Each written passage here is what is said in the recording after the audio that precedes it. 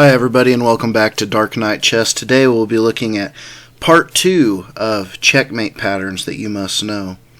First we're going to be looking at the Anastasias Mate.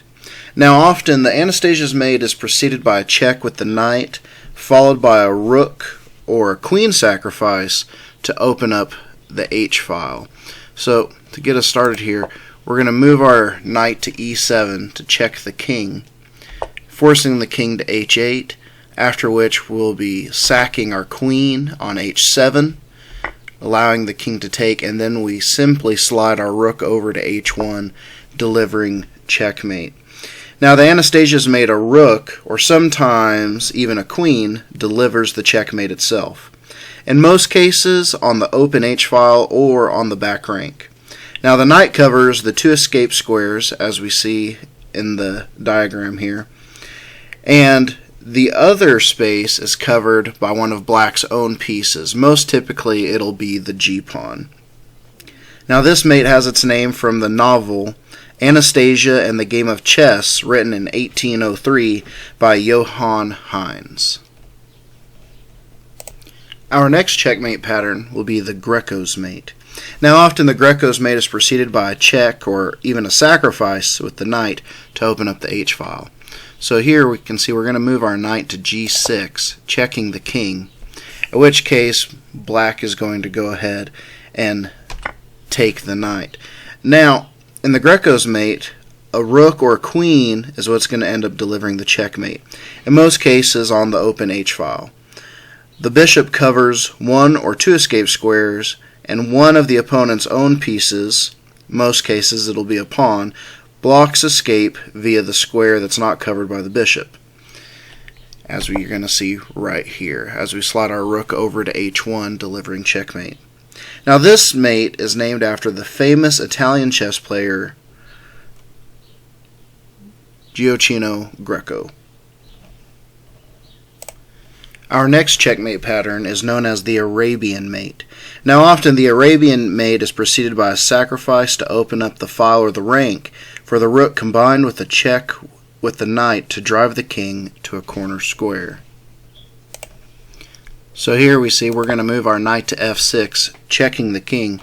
King is going to have to retreat to H8, at which point we're going to use our queen to deliver a second check on H6. The bishop is forced to take here, and then we simply slide our rook over to H7, delivering checkmate. Now in the Arabian Mate, a rook delivers checkmate to the king in the corner, while a knight protects the rook and covers an escape square of the king. The knight has to be 2 squares diagonally away from the king. The Arabian Mate is a very old and also very common way to checkmate.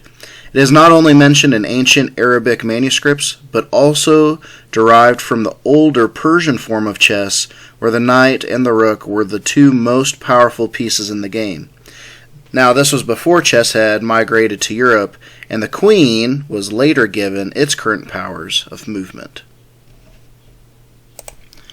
Here we have the hook mate. Now often the hook mate is preceded by a rook check, which we're going to see here by moving our rook to D8. And then the king is going to be forced to move to G7. Now, in the hook mate, a rook, or even sometimes a queen, delivers checkmate to the king. This is while a knight is going to protect the rook and cover the escape square of the king. The knight, on the other hand, is protected by the pawn, as we see here. So as we move the rook over to G8 to deliver that check, the mated king is 1 square vertically away from the rook, 1 square diagonally away from the knight, and 2 squares vertically away from the pawn. Now, this mate gets its name because it somewhat resembles the look of a hook, albeit with a little bit of imagination on our part. Lastly for today, we're going to look at Vukovics Mate. Now, this mate is preceded by a rook and or knight checks. So as we get started, we're going to move our knight to G7, delivering a check, forcing the king over here to D8. Now we're going to move our knight once again to E6, delivering another check.